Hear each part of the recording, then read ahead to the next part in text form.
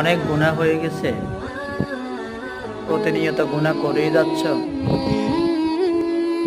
মনে মনে এমন অনুশোচনা জাগে যে অনেক গুনাহ করে ফেললাম, আল্লাহ রব্বুল আলামিন আমাকে মাফ করে কিনা। আল্লাহ রব্বুল আলামিন ওই সমস্ত মানুষদেরকে ইন্ডিকেট করে বললেন, বান্দা, তোমার গুনাহ যদি পাহাড় সমতুল্য হয়, আমার রহমত আসমান সমতুল্য। সুবহানাল্লাহ।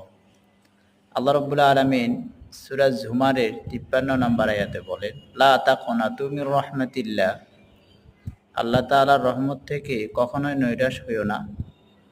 ইন্নাল্লাহা ইয়াগফিরুয যুনুবা জামিআ, নিশ্চয় আল্লাহ তাআলা সকল গুনাহগুলো মাফ করে দিবেন, কারণ ইন্নাহু হুয়াল গফুরুর রহিম, আল্লাহ